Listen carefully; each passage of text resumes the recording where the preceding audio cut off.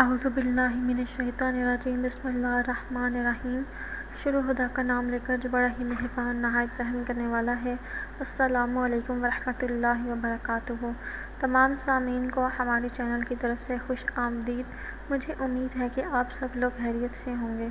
ناظرین، آج کا جو وظیفہ میں آپ کی خدمت میں لے کر حاضر ہوئی ہوں وہ تمام ان افراد کے لیے ہے جن کو ہر وقت نزلہ اور زکام کی پریشانی رہتی ہے اور ان کا نزلہ اور زکام دائمی ہے اور وہ ختم ہونے کا نام نہیں لیتا، یا جن کو وقتی طور پر یا موسمی طور پر نزلہ زکام لگتا ہے وہ بھی یہ وظیفہ کر سکتے ہیں۔ اس سے انشاءاللہ تعالی ان کا یہ مسئلہ ضرور حل ہو جائے گا۔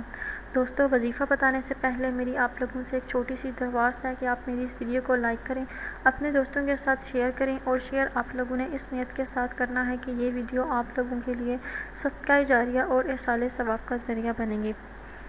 دوستو، اب میں آپ کو بتاتی ہوں کہ آپ نے یہ وظیفہ کیسے کرنا ہے۔ یہ وظیفہ آپ خود اپنے لیے بھی کر سکتے ہیں یا کوئی دوسرا شخص، متاثرہ شخص کے لیے بھی یہ وظیفہ کر سکتا ہے۔ اگر آپ نے خود کے لیے یا کسی متاثرہ شخص کے لیے وظیفہ کرنا ہے تو آپ دوسرے شخص کی ناک پر ہاتھ رکھ کر یہ وظیفہ کیجیے۔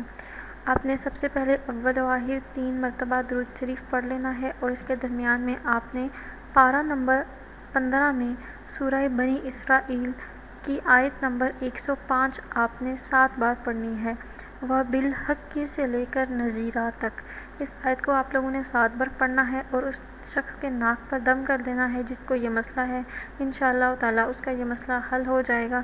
اس کے علاوہ اگر آپ کا نزلہ دائمی ہے اور آپ کے ناک میں یا درد رہتا ہے جس کی وجہ سے آپ یہ وظیفہ کر سکتے ہیں، آپ نے صبح و شام کی نماز کے بعد 3 مرتبہ سبحان اللہ و بحمدہ، سلام کے بعد فوراً بعد جلسہ کی حالت میں پڑھیں۔